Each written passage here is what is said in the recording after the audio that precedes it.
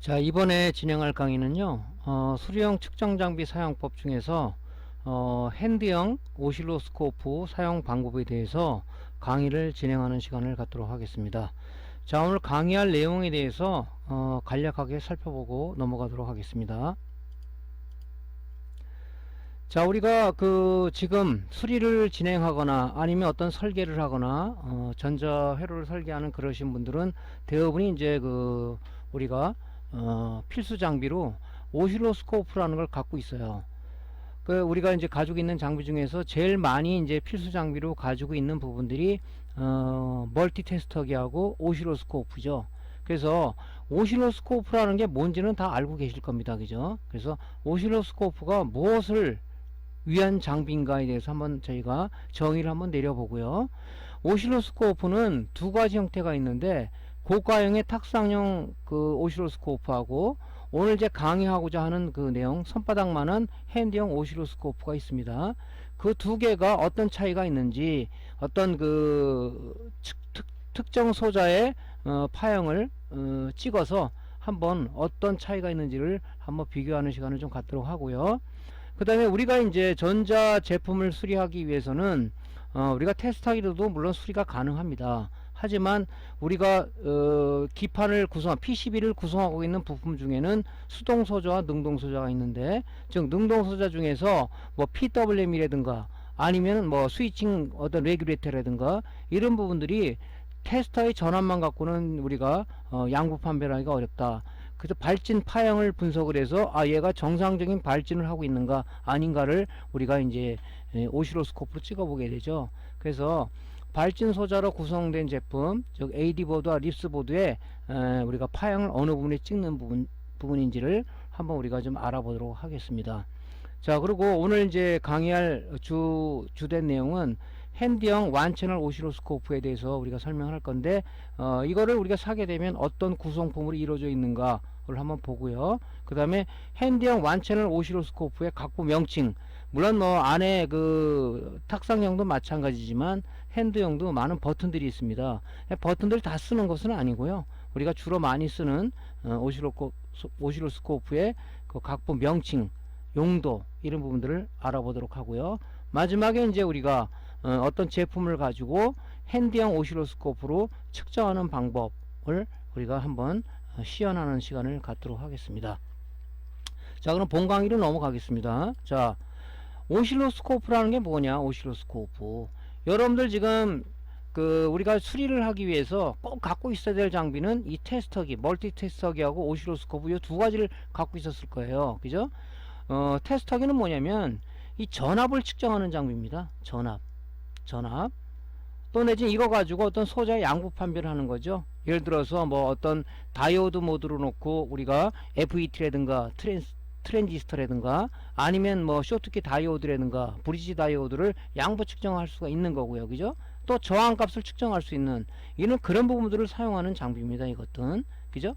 근데 이제 우리가 조금 전에 말씀드렸지만은 전자제품을 구성하는 PCB 기판 외에는 다양한 전자 소자들이 구성이 되어 있어요. 즉 수동 소자와 능동 소자의 집합이 바로 우리가 뭐냐면 PCB 기판에 이루어진 제품들이다. 그죠? 수동 소자의 대표적인 것은 무엇이죠? RLC죠. 저항, L, 코일, C, 콘덴서로 이루어져 있고 거기다 플러스 전자, 소자, IC가로 구성되어 있는데 대표적인 것은 뭡니까? TR, FET, PWM, 스위칭 레귤레이터 이런 것들이 우리가 능동 소자다. 그죠? 근데 우리가 이제 이거를 수리함에 있어서 그죠? 수리함에 있어서 어떤 발진하는 소자들 어떤 PWM이라든가 스위칭 레귤레이터라든가 이런 부분들을 우리가 측정하기 위해서는 파형 측정하기 위해서는 이 멀티 테스터기 갖고는 측정이 불가합니다. 그죠? 불가해요. 그래서 이제 이런 오실로스코프를 이용해서 거기에 만약에 1501-50이라는 스위칭 레귤레이터라면 150kHz의 발진 주파수를 가지고 우리가 펄스 발진 스위칭을 해서 2번 단자로도 아웃풋이 나오는데 바로 그것은 뭐라고 그랬습니까? 교류 형태의 파형이다. 그래서 우리가 그거를 최종 부하에 쓰기 위해서 쇼트키 다이오드와 LC 필터를 통해서 직류로 우리가 만들어준다. 그런 부분들을 여러분들한테 많은 그 교육을 해서 이제 여러분들의 머릿속에 각인이 돼 있을 거라고 생각을 합니다. 그래서 이 오실로스코프는 측정한 어떤 전기적 신호를 이렇게 파형으로다가 만들어줘서 이 소자가 정상 작동하는지 안 하는지를 우리가 알려주는 이런 장비예요. 그게 굉장히 필요하겠죠. PWM이 VCC도 다 들어가는데 2차 측에 자꾸 출렁거리고 있어. 그죠? 2차 측에. 뭐 측정해야 되겠어요? 이게 지금 얘가 정상적인 펄스 발진을 하는가? 찍어봐야 되는데 이 테스트하기 갖고는 불가능하다는 얘기죠. 찍었을 때 이런 파형이 나온다면 정상적이구나. 그럼 얘랑 연관된 혈액에 문제가 있지 않을까? 하는 나름대로 우리가 추측을 할 수가 있다. 그죠? 그래서 우리가 수리 시간을 좀 단축시켜 줄 수가 있다. 그런 얘기죠. 그래서 이 테스터는 굉장히 중요한 거죠. 어떤 설계라는 사람, 전자회로를 설계하는 사람이나 제품을 수리하는 사람 중에서 갖고 했을 때 필수의 장비는 바로 멀티 테스터기하고 바로 오실로스코프다. 근데 오늘 얘기하고자 하는 얘기는 뭐냐면요. 주된 얘기는 이 탁상형 오실로스코프는 가격이 좀 고가예요. 그래서 이제 수리를 입문하시는 분들에게는 좀 가격이 부담스럽습니다. 그죠? 부담스럽기 때문에 이제 오늘 이 핸드형 오실로스코프를 여러분들한테 추천하고자 하는데, 이 핸드형 오실로스코프는 가격이 10만원대 미만이기 때문에 한 10만원 정도 하나요? 예. 그래서 이제 국내에서는 좀 비싸고, 보통 이제 우리가 알리익스프레스를 통해서 알리에서 우리가 이제 직구를 하는 거죠. 직구를 하게 되면 이제 대부분 무료 배송인데, 단점은 뭐냐면 좀 기간이 한 15일 이상이 걸린다는 얘기죠. 그죠? 주문해 놓고 이제 여러분들이 인내심을 갖고 있으면은 이제 이 물건이 도착을 하겠죠. 그래서 요 두 가지가 있는데, 오늘은 요 핸드형 오실로스코프를 가지고 여러분들이 써도 무방하다 하는 얘기를 드리기 위해서 하는 거고요. 일단은 뭐 수리를 이 정상적인 어떤 탁상형을 갖고 계신 분들한테도 이 핸드형이 참 좋아요. 왜냐면 이 충전해서 쓰기 때문에 이 전원 케이블이 거추장스럽게 필요하지 않다는 얘기죠. 그리고 또 하나는 뭐냐면, 우리가 이제 어떤 그 출장 요청이 와서 갔을 때 어떤 메인보드라든가 아니면은 뭐 모니터 뚜껑을 열어서 이 장비를 측정을 해서 어디 불량이라고 우리가 불량 요소를 고객한테 전달해 줄 수도 있겠죠. 그죠? 상당히 유용한 장비라고 봅니다. 그죠? 그래서 이 오실로스코프의 용도는 여러분들이 알겠죠. 그래서 이 굉장히 좀 중요하다.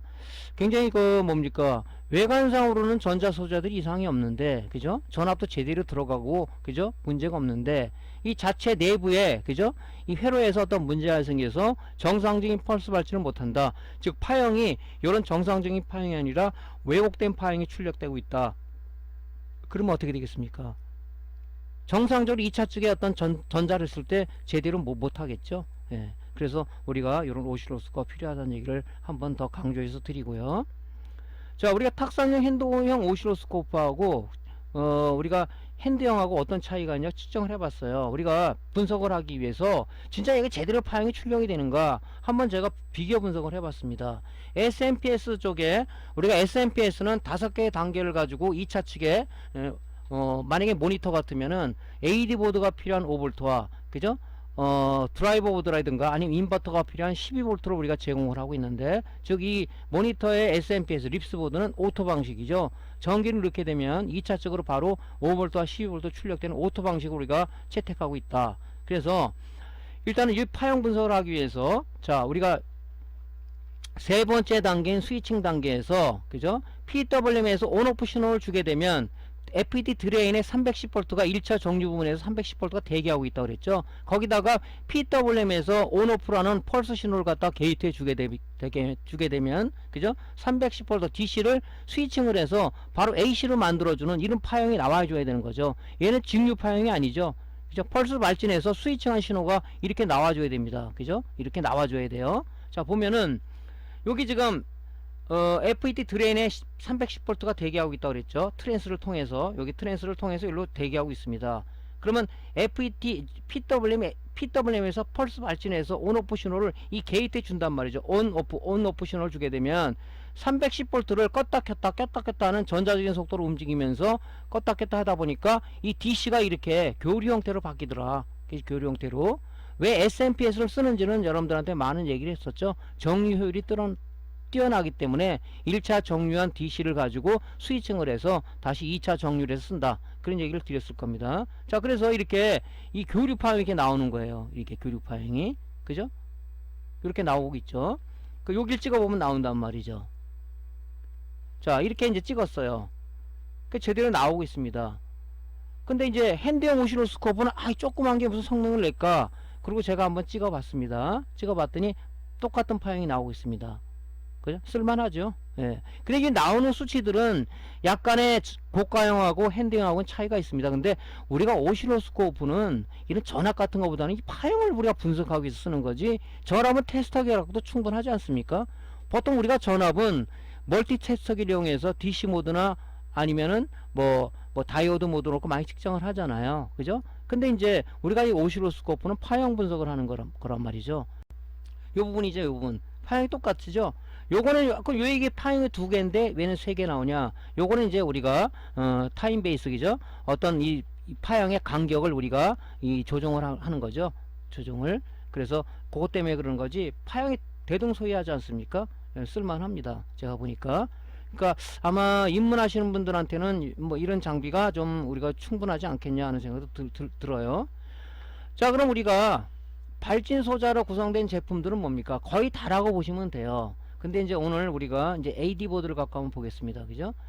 이 모든 소자들이 수동 소자와 능동 소자로 구성되어 있는데, 보면 RLC가 되어 있고 보통 전자 IC로 이루어져 있죠. 스케일러라든가 스위칭 레귤레이터라든가 여기 뭐 오디오 칩, EPROM, 뭐 MCU 이런 것들이 있습니다. 그죠?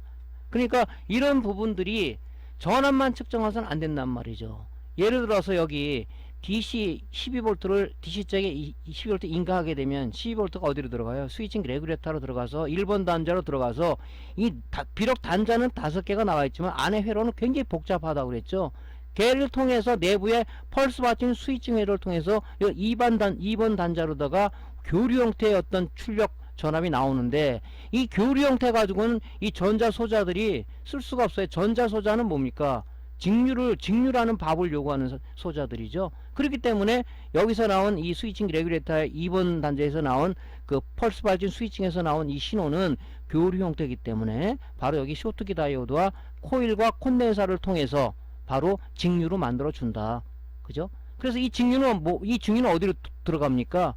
최종 부하가 필요하는 LDO 레귤레이터, 즉 드랍 아웃 레귤레이터를 통해서 5V를 받아서 3.3V를 다운시키는가, 5V를 받아서 2.5V를 다운시키는가, 5V를 받아서 1.8V를 다운시키는 이런 LDO 레귤레이터로 들어가서 바로 최종 부하에, 그죠? 스케일러라든가 MCU라든가 EPROM이라든가 아니면은 오디오 칩 같은데 이 전기를 공급해 준다. 그죠? 그런 얘기죠. 그죠? 근데 우리가 파형을 측정하는 것은, 자, 스위칭 레귤레이터가 1번 단자를 디지털 테스터기로 찍으니까 12V가 나와. 2번 단자를 찍으니까 5V가 나와. 정상인데 왜 그러지? 이 5V라는 얘기는 직류형이 아니죠. 펄스 발진, 스위칭에서 나온 스위칭 신호입니다. 이게, 그죠? 그러니까 여기다가 우리가 오실로스코프로 찍어봐야 발진 파형이 왜곡됐네, 정상이냐 알아서 얘를 이제 우리가 불량인지 아닌지 판정할 수가 있는 거죠. 그죠? 또 여기 스케일러 같은 건 뭡니까? 스케일러 같은 경우는 스케일러는 뭡니까? 여기 RGB라 PC의 그래픽 카드로 부탁하면 RGB 신호 또는 DVI 신호 또는 DP 신호 또는 HDMI 신호를 우리 바로 받아서 영상 신호가 액정 패널이 인식할 수가 없기 때문에 이 신호를 스케일러가 받아서 패널이 인식할 수 있는 LVDS 신호로 1차 가공한다는 얘기죠. 여기서, 그죠? 1차 가공해서 그 LVD 신호를 출력 어디다 줍니까? 바로 이 LVDS 케이블 커넥터를 통해서 바로 패널 쪽에 LVDS 커넥터를 통해서 어디로 들어가죠? 그게 바로 T콘, 타이밍 컨트롤러 들어가서 이제 바로 액정이 인식할 수 있는 2차 신호를 가공한다. 그런 얘기를 여러분 드렸죠. 그럼 여기도 무슨 파형이 나올 겁니다. 그죠? 다 들어가는데, VCC 들어가는데 이 LVD 신호가 제대로 나오나?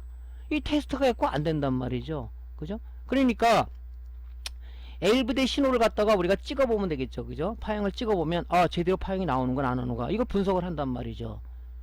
우리 MCU도 마찬가지죠. MCU도 이제 수정 발진자의 이 소자들은 자체 동작을 못하기 때문에 이 클럭 신호에 자기 동작 신호를 실어서 동작을 하는 거죠. 즉 오케스트라의 주의자 같은 놈이다. 그죠? 얘는 단원들이고 얘는 뭡니까? 주의자예요. 주의자 반주에 맞춰서 얘네들이 동작을 한다. 그죠? 그렇게 보면 되겠죠. 이 수정 발진자 크리스탈이라는 게 바로 그런 거지. 이 클락을 받아서 얘네 동작을 하는 거니까. 그러니까 여기 보면 클럭 단자가 있고 MCU는 뭐 시리얼 데이터가 있고 시리얼 아웃풋이 있겠죠. 그럼 우리가 이 받은 클럭이 제대로 공급되는지를 봐야 되고, 물론 VCC는 기본적으로 들어가야 되겠죠. 에너지원이 공급 안 되면 동작은 안 될 거 아닙니까? 그 다음에 이제 우리가 온오프 신호로, 그죠? OSD 보드에서 버튼에서 파워 온 버튼을 눌렀을 때 그 파워 트리거 신호가 어디로 들어가냐? 바로 MCU에 데이터 인풋 단자로 들어갑니다. 그것도 어떤 신호가 또 있을 거란 말이죠. 그 내부의 연산 과정을 거쳐서 시리얼 아웃풋으로 나오는데 거기다 또 파형이 나올 거란 말이죠. 파형이 안 나온다? 얘 폼웨어 불량이라든가 디바이스 불량일 수 있겠죠. 그걸 뭐로 분석하냐? 바로 오실로스코프로 분석하는 겁니다. EP롬 마찬가지죠. EP롬 뭐라고 했습니까? 모니터 드라이버가 내장돼 있다. 그래서 우리가 전원을 켰을 때 바로 뭡니까? DDC 프로토콜에 의해서 이 안에는 EDID 정보가, 그죠? DDC 프로토콜을 통해서 바로 그래픽카드와 왔다 갔다 수신을 한다. 서로가 교환을 한다. 그래서 이 모니터가 갖고 있는 최대 해상도를 자동으로 구해준다. 이런 얘기를 해서 드렸죠. 그럼 여기 나가는 아웃풋도 어떤 파형이 있을 거란 말이죠. 그죠? 이 클락도 공급받잖아요. 그 테스트하기로 우리가 파형을 측정할 수 있을까요? 오동작 된다 그러면 파형을 측정해 봐야 되잖아요. 그때 여기서 이제 우리가 찍어보면 파형이나 바로 그때 우리가 뭐냐? 바로 그때 오실로스코프를 쓰는 겁니다. 이제 이건 여러분들한테 뭐 모니터 수리 과정에서 많이 얘기를 드렸으니까 다 알 거예요. 그죠? 그죠? 알 겁니다. 그래서 요럴 때 우리가 이제 파형을 찍어보는 쪽으로 간다. 이 AD보다 구조가 이렇게 생겼죠. 그죠? 이렇게. 자, 그럼 우리가 스위칭 레귤레이터의 파형을 우리가 1번 단자로 우리가 12V가 들어간다. 2번으로 뭡니까? 내부에 발진 스위칭 에러를 거쳐서 2번 단자로 교류 형태의 파형이 나온다. 여기를 우리가 찍어보는 거예요. 이게 이제 LM1501-50인데 150kHz의 발진 주파수를 가지고 아웃풋 5V를 내는 바로 스위칭 레귤레이터 소자다. 그래서 여기서 보면 1번이 우리가 V인이죠. 인풋 단자죠. 2번이 아웃풋인데 얘는 스위칭 아웃풋이에요. 그죠? 발진 스위칭에서 나오기 때문에 얘는 직류가 아니라 교류 형태 파형이다. 그래서 여기 2번 단자를 찍어보면 바로 이런 파형이 나오는 거죠. 이렇게 이 교류 형태 파형이라고 했죠. 예. 그렇기 때문에 못쓰기 때문에 최종 부하가 교류 형태를 못쓰기 때문에 이런 소자들은 직류를 요구하기 때문에 여기서 쇼트키 다이오드와 LC 필터를 통해서 최종 부하가 필요한 LDO 레귤레이터로 전달해 준다. 그죠? 그래서 이 파형을 찍어보는 거예요. 이렇게. 이때 오실로스코프가 필요하단 말이죠. 여기 보면 154.5 나오죠. 이 발진 주파수에 얘가 여기 1501이라는 얘기는 150kHz의 발진 주파수를 갖는다는 뜻이죠. 그죠? 그 오실로스코프 찍으면 나옵니다. 이게 파형도 나오지만. 그래서 이렇게 이제 스위칭 레귤레이터의 파형을 한번 찍어볼 수가 있는 거죠. 수정 발진자 쪽도 우리가 뭡니까? 전원을 집어넣게 되면 얘는 뭡니까? 자동적으로 지가 가지고 있는 얘가 같은 경우 14.328MHz의 발진 클락을 출력을 내는데 찍어보면 요렇게, 그죠? 요런 파형이 나와요. 여기 찍었는데 이런 파형이 안 나온다. 그럼 뭡니까? 얘가 크리스탈이 문제가 있는 거죠. 물론 크리스탈이라는 것은 뭐 자주 나가는 그런 소자는 아니지만 어떤 냉람이 안 되든가 아니면 VCC 공급해주는 쪽의 부분에서 어떤 그 회로 쪽에 소자가 이상이 있으면 안 나올 수도 있겠죠. 그죠? 그래서 우리가 이거는 이제 파형이 작기 때문에 타임 베이스라든가 이런 부분들 전압을 잘 조정해서 이렇게 해야지 나옵니다. 이 파형들이. 그래서 여러분들이 이제 우리가 모실로스코프에 보면은 수평, 그죠? 수평 컨트롤보하고 수직 컨트롤보가 있죠. 그죠? 수평 컨트롤보는 뭡니까? 그죠? 이 파형의 간격을 넓혔다 줄였다는 거고, 그죠? 우리가 수직은 뭐예요? 전압 레벨을 조정하는 거죠. 한 칸이 1V로 할 거냐, 2V로 할 거냐, 5V로 할 거냐. 이 모눈종이처럼 나왔잖아요. 이 한 칸의 전압 레벨을 조정하는 것이 바로 우리가 뭡니까? 수직, 버티컬 컨트롤 제어보다 이렇게 얘기를 드리는 거죠. 이런 파형이 나와야 됩니다. 그죠? 그래서 이때 우리가 오실로스코프 필요한 거예요. 다 동작이 다 정성성이야. 왜 그러지? 수정 발진자가 동작을 안 하면 오케스트라에 주의자가 없는데 소자들이 동작을 하겠습니까? 안 하잖아요. 단원들은 그냥 가만히 악기만 갖고 있는 거지. 아, 언제 우리 주의자님이 오겠지? 하고 기다리고 있는 거예요. 왔으면 이제 그때부터 연주가 시작되는 거죠. 그래서 얘가 죽으면 안 되는 거죠. 찍어봐야 된다는 거죠. 자, 그 다음에 MCU 파형이 있어요. MCU는 뭡니까? 이 여러 가지 파형들이 있는데, 그죠? 뭐 어떤 MCU를 사용하겠다는 이네블 신호가 들어오면 이렇게 파형이 나와요. 그죠? 그 다음에 시리얼 클락이라는 겁니까? 이 크리스탈에서 동작 신호를 받아야 되겠죠? 크리스탈에 주는 어떤 클락에 자기 신호를 실는다. 그래서 찍으면 이런 신호가 나와야 됩니다. 시리얼 인풋 데이터. 우리가 어떤 OSD 버튼 눌렀습니다. 신호가 이렇게 들어옵니다. 그죠? 거기다 이제 우리가 연산하기 위해서 온 오프 버튼을 눌렀다. 그러면 얘가 인풋을 받아서 내부의 연산 과정을 통해서 이런 시리얼 아웃풋 신호를 어디다 줍니까? 그죠? 어디다 줘요? 인버터를 오픈하기, PWM을 동작시 이네블 신호와, 그죠? 어떤 그 패널 쪽에 VCN을 공급해주기 위한 대기하고 있던 5V를 게이트를 열어주는 작업을 하기 때문에 이 신호를 가지고 열어준다 얘기죠. 그죠? 그래서 우리가 이 네 가지 신호가 찍힙니다. 이렇게. 그래서 우리가 이제 뭐 동작이 잘못될 때는 이 파형을 가지고, 그죠? 아, 얘가 잘못됐다 안 돼. 이 파형이 안 나오네? 시리얼 데이터 아웃풋이 안 나오네? 아, 이 폼웨어 손상이구나. 이렇게 감을 잡을 수가 있다는 얘기죠. 테스터기 갖고는 불가능해요, 이게. 그렇기 때문에 오시로스코프가 이렇게 측정을 해야 된다는 결론이죠. 그래서 굉장히 오시로스코프는 중요해요. 여러분들 병원 가면 청진기 갖고만 그 사람을 우리가 진단을 합니까? 안 하잖아요. 보면 오시로스코프가 하나 있어요. 그래서 그 사람 맥박이라든가, 그죠? 혈압이라든가 갖고 측정을 해서, 저 사람 뭐, 맥박이 떨어지고 있어요. 그러고 막 그 코라잖아요. 그죠? 이런 파형을 보고. 이게 없다 하면 어떡하게 됐어요? 그 사람 눈으로 봐가지고 저 사람이 맥박이 떨어진지 알겠습니까? 그래서 이런 파형 측정 장비는 뭐 우리가 수리 분야에든 의료 분야에든 굉장히 중요한 겁니다. 그죠? 예.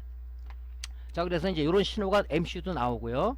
이 필름도 마찬가지겠죠. 시리얼 클락을 받아서 얘가 동작 신호에 자기 신호를 실어야 되니까 이런 파형이 나야 되고, 근데 아웃풋 이거를 이제 뭡니까? 이거를 뭐 DVI 포트라든가 RGB 포트라든가 HDMI 포트를 통해서 우리가 뭡니까? DDC 프로토콜을 통해서, 그죠? PC에 그래픽카드와 송수신을 해야 되는데, 그때 이런 연산된 신호들이 이렇게 나가줘야 된단 말이죠. 이런 신호가 나와줘야 돼요. 그죠? 이게 안 나온다 그러면 EDI 데이터가 손상이 됐나?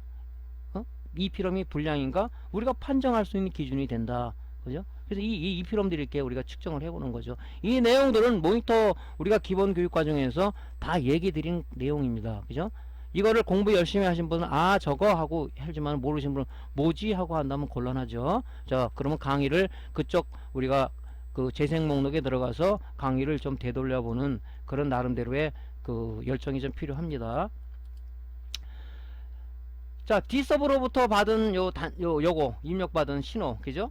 여기 지금 PC 그래픽카드에서 영상 정보가 들어오면 영상 정보를 우리가 패널이 인식 못한다고 그랬잖아요. 그 영상 정보를 우리가 찍어봐야 돼요, 그죠?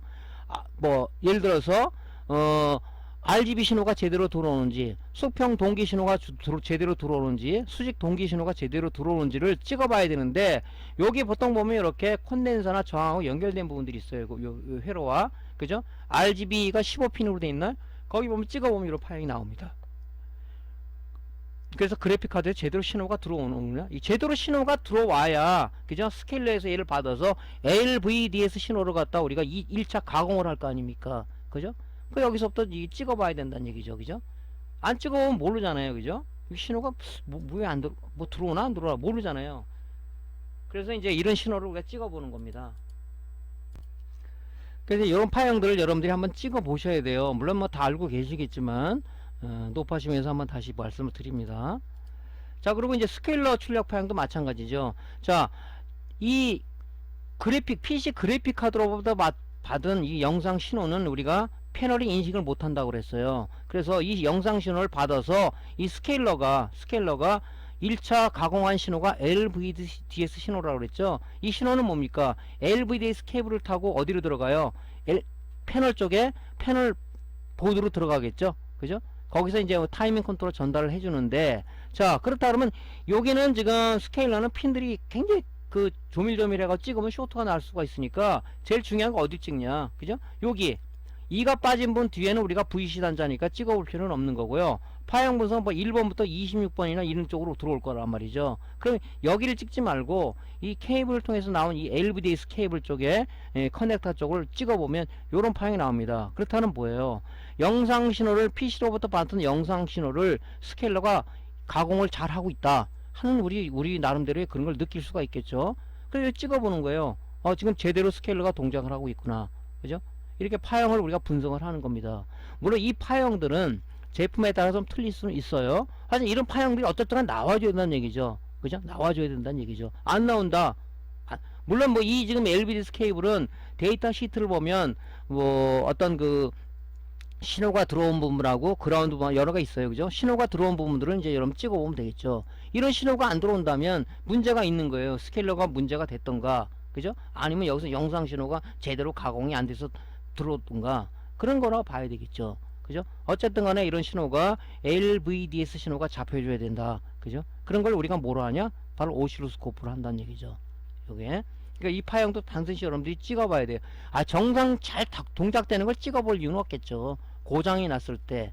물론 뭐 여러분들이 이제 입문하는 사람은 공부 차원에서 다 찍어봐야 됩니다. 이런 것들은. 그죠? 다 찍어봐야 되고, 여러분들 다 양부 판별도 해봐야 되고 그래야 돼요. 그죠? 자, 이렇게 해서 이제 스케일러 파형을 찍어봅니다. 그래서 AD보드는 이제 보로 측정할 수 있는 그 단계가 이제 AD보드에서는 그 정도 범위고요. 그 다음에 이제 우리가 립스보드로 들어가서, 립스보드는 뭡니까? 그죠? SMPS 부분과 인버터 부분이 결합되어 있는 거다. 그래서 LCD 인버터 파워 서플라이라는 그런 풀네임을 약자로 써서 우리가 립스보드라고 한다. 그죠? 이렇게 얘기한다 그랬죠? 그래서 이제 우리가 보면 SMPS하고 립스보드 쪽을 본다면 우리가 파형을 찍어야 될 부분들이 있어요. 그죠? 이 지금 우리가 SMPS도, 그죠? 우리가 이제 5개 단계를 거친다고 그랬습니다. 그죠? 1단계가 뭡니까? EMI 필터예요. 1단계가. 2단계는 뭐예요? 220V를 받은 것을 브리지 다이오드와 데콘을 통해서 1차 정류를 하는데, 여기서 310V가 나온다 그랬죠? 310V는 이 트랜스를 거쳐서 FET 드레인에 대기하고 있다. 그죠? 대기하고 있다. 자, 그러면 뭡니까? 이 세 번째 단계는 뭡니까? 바로 스위칭 단계. SMPS는 스위칭 모드이기 때문에 310V DC를 갖다가 스위칭을 해서 DC를 AC로 만들어 주는데, 바로 그 제일 중요한 중심 소자가 뭐냐면 바로 FET하고 PWM이라는 얘기죠. FET에 310V가 대기하고 있으면은 얘는 스위칭이 됩니까? 아니잖아요. 우리 FET나 트랜지스터, BJT, 바이포러 정크션 트랜지스터 얘기했을 때 많은 얘기했지만, TR 같은 건 베이스의 어떤 신호가 들어와야 되고, FET는 게이트의 어떤 신호가 들어와야 되는데, 그 온오프 신호를 누가 주냐? 바로 이 주범이 PWM입니다. 펄스 위드 모듈레이션의 약자죠. 얘가 이 소자가 온오프 신호를 어디다 주느냐? 바로 FET 게이트에 주는 겁니다. 여기다가 어떤 신호를 주냐? 온타임과 오프타임을 준다는 얘기죠. 그죠? 온타임, 오프타임 이런 게 줍니다. 요 신호가 어디로 들어가냐? 여기로 들어가는 거예요. 그러면 310V를 대기하고 있던 이놈이 스위칭을 하는 거. 온타임에 꺼졌다가 켜졌다, 껐다 켰다, 껐다 켰다가 뭡니까? 이 DC가, 그죠? AC화가 되더라. AC 형태의 교류로 바뀌는 겁니다. 그죠? 이 바뀌는 왜 뭐 쓸데없이 왜 이런 짓을 하냐? 그죠? DC를 갖다 트랜스에 1차 측에 걸어주면은 걔가 상호 인덕턴스가 작동이 될까요? 안 되잖아요. 트랜스는 1차 측에 변화하는 이런 교류 형태 신호를 줬을 때 상호 인덕턴스에 의해서, 그죠? 유도기 전력이 2차 측에 발생되더라. 그런 원리를 이용하기 때문에 여기서 바로 DC를 AC로 만들어준다. 그래서 이 트랜스 1차 측에 가해주다 보니까 여기가 1차죠? 요거 기준으로 해서 여기가 2차입니다. 그죠? 맹률성의 형태를 갖다가 여기다 1차 측에 걸어주다 보니까 상호 인덕턴스에서 2차 측에 유도기를 발생되더라. 그래서 2차 측에 가문 권선수, 코일 권선수에 따라서 인버터 또는 드라이버, 백라이트 켠 드라이버죠. 12V와 AD보드에 필요한 5V를 여기서 공급해준다. 물론 TV 쪽 SMPS는 좀 약간 좀 더 틀리죠. 그죠? 걔는 스탠바이 형식이기 때문에. 걔는 5V, 12V, 뭐 24V, 33V 많이 쓰기 때문에 이 좀 복잡해요. 그죠? 거기 이제 PFC하고 RC 회로가 들어가 있기 때문에 더 복잡하죠. 그러면 원리는 이런 원리를 이용한다는 얘기죠. 그죠? 그래서 이렇게 만들어 줄 때 지금 여기서 PWM VC 가기 전에 펄스 발전하는데 이런 신호가 제대로 나오는지, 그죠? 여기 지금 스위칭에서 아까 같이 뭐 이런 신호가 나오는지를 우리가 동작이 안 됐을 때 보통 이런 얘기를 많이 하잖아요. 2차 측이 전압이 자꾸 이렇게 출렁 밑으로 했다 위로 올다 이렇게 출렁거리는데요. 그렇다 하면 결론적으로 뭐냐? 이 스위칭부에 문제가 있을 수가 있다. 그죠? 스위칭부에 문제가 있을 때 이렇게 우리가 표현할 수가 있는 거죠. 그죠? 그죠? 요 부분이. 그러니까 우리가 뭐 여기를 찍어봐야 되겠죠. 이런 부분들을. PWM에서 온오프 신호가 나오니까 결론적으로 여기다 찍으면 돼. 게이트 쪽에 온오프 신호가 제대로 들어오는지, FET 쪽에 드레인에 대기했던 것을 우리가 펄스 발진 스위칭을 하니까 이게 교류 형태를 바뀌었는지, 근데 쇼트키 다이ode 쪽에서 제대로 유도기 전력에서 여기에 들어오는지, 그죠? 쇼트키 다이ode 입력단을 찍어보든가 트랜스에 요 2차 측을 찍어보든가 해서 들어오는지 파야 될 거란 말이죠. 그죠? 그때 우리가 뭐냐? 그때 바로 오실로스코프가 필요한 겁니다. 테스터기 갖고는요, 물론 테스터기 갖고 수리하는 사람들은 경력이 20, 30년 된 사람은 딱 보면 알아요. 하지만은 뭐 경력이 없고 그런 사람들은 알겠습니까? 찍어보고 아 이게 문제구나 하고 분석을 할 수가 있는 거죠. 그죠? 그래서 SMPS는 요렇게 이제 우리가 찍는 파형 부분이 따로 있어요. 그럼 인버터 쪽은 어떡하냐? 인버터나 드라이버 쪽도 마찬가지죠. 자, 우리가 인버터 예를 들읍시다. 인버터는 뭡니까? 여기 지금 필요한 그죠? SMP에서 12V를 받아서 뭡니까?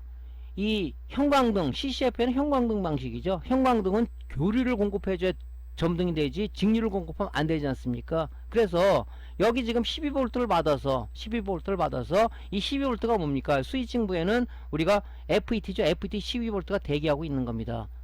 12V 대기하고 있다고 FET가 스위칭을 합니까? 아니죠. FET 게이트에 어떤 신호를 가해줘야 스위칭을 해서 얘가 DC로 AC로 변경할 거 아닙니까? 바로 인버터 IC가 필요한 겁니다. 인버터 IC는 여기가 12V를 받아서 내부 전압 강화회로를 통해서 VC를 공급해주고 있는데 여기 있는 PWM하고 얘 PWM은 약 차이는 있어요. 얘는 220V 공급하면 얘가 펄스 발치 자동으로 하지만은 이 인버터 쪽이라든가 드라이버 보드는 인버터는 동작을 안 합니다. 동작을 안 하고 대기하고 있어요. 여기는 오토 방식이 왜 그럽니까? 왜 그러냐면 AD 보드로부터 온오프 시그널이 인버터 이네블로 들어와야 얘가 그때서부터 동작을 하는 거예요. 얘는 바로 동작을 하지만 SMPS는 얘는 온오프 시그널이 그죠? AD 보드로 들어와야 그죠? 인버터 쪽에 이네블로 들어가야 야 펄스 바징 스타트야 하고 신호를 주는 겁니다. 그때 얘가 동작을 해서 펄스 바징 스위칭을 해서 바로 뭡니까? 얘가 DC를 ACR을 만들어줘서 어디로 들어가냐? 바로 트랜스 1차 측에 걸어주게 되면 그죠? 변하는 전류를 1차 측에 걸어주니까 트랜스 상하 인덕턴스에서 2차 측에 유도 기적을 발생하는데 2차 측에는 코일 건전수가 무지하게 많아요. 그죠? 한 15,000V가 나온다고 봐야 되겠죠. 전류는 약하지만 이거는 여기다가 CC에 백라이트에 공급해주는 겁니다. 그러니까 점등이 되는 거죠. 점등이. 만약에 내가 어떤 모니터 쪽에 화면이 너무 밝고 흐리게 한다면 뭡니까? 우리가 브라이트니스 조절을 OS 버튼 하게 되면 그 신호가 요 인버터로 들어오는 겁니다. 그래서 뭡니까? 펄스 발진 폭을 줄이거나 늘려서 바로 뭡니까? 이 백라이트를 밝게 하거나 흐리게 할 수가 있는 거죠. 그럼 LED 백라이트는 왜 틀립니까? 틀리죠, 조금. 왜냐면 LED는 전자소자죠. 플러스 마이너스 극성이기 때문에 직류를 공급해주면 안 되는 겁니다. 그죠? LED는 개수가 많기 때문에 모니터마다 공급되는 전류가 틀립니다. 그렇기 때문에 인버터 PWM을 통해서 그죠? 전달을 해주면 DC가 AC로 바뀌잖아요. 여긴 트랜스가 없는 거예요. 트랜스가 없어요.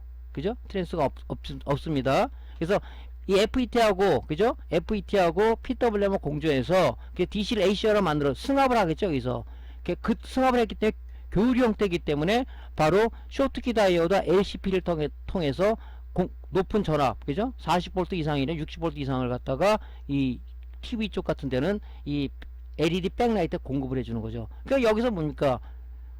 이 트랜스가 없는 겁니다. 트랜스가. 원리는 똑같아요. 이것만 없는 거예요. 이것만. 그죠?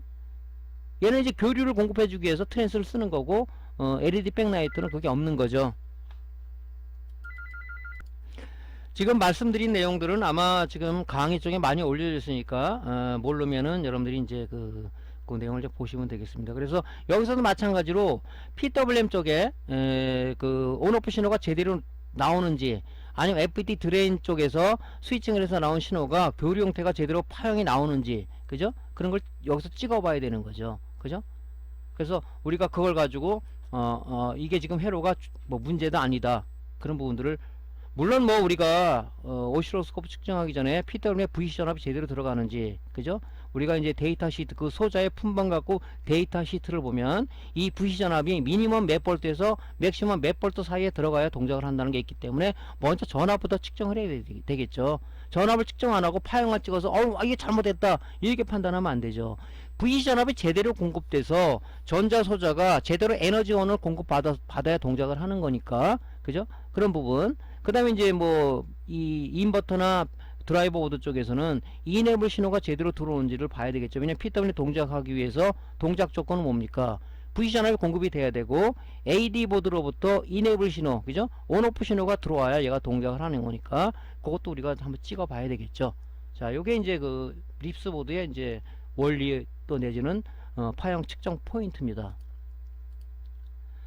자, 파형 측정 포인트 우리 SMPS 파트 쪽에서 보면요. 뭐 설명드린 내용이지만 지금 여기 보면 1차 EMI 필터를 통해서 브리지 다이오드와 대전압 콘덴서를 통해서 우리가 310V가 나온다 그랬죠. 310V가 어디로냐, 트랜스를 통해서, 트랜스 1차 측을 통해서 FED 드레인에 딱 대기라고 있는 겁니다. 여기 310V가 딱 대기라고 있어요. 이렇게. 요건 다 알고 계시죠? 얘가 스위칭 하려면 이 동작, FED 동작 조건이, 그죠? FED 게이트에, 그죠? 어떤 신호를 줘야 된단 말입니다. 그죠? 우리가 전철을 타기 위해서, 그죠? 여러분의 어떤 그 후불 교통대 카드라든가 아니면 핸드폰에 여러분들이 이제 뭐 어떤 그 뭐 티머니라든가 이런 걸 통해서 그냥 들어갈 수가 있어요. 전철 개찰관에다가, 그죠? 그 교통카드 단말기에다가 우리가 태그를 해야 되잖아요. 태그를 했을 때 게이트가 딱 열리잖아요. 그거랑 마찬가지예요. 여기 이렇게 신용카드나 뭘 갖고 있다고 해서 이게 열립니까?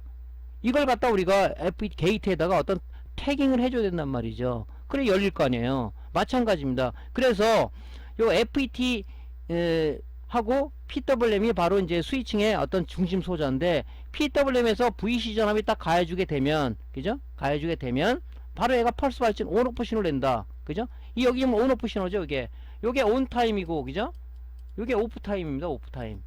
켜지고 꺼지고 켜지고 꺼지고, 이 신호를 어디 주냐? 바로 여기다가 FET 게이트에다 주는 겁니다. 그죠?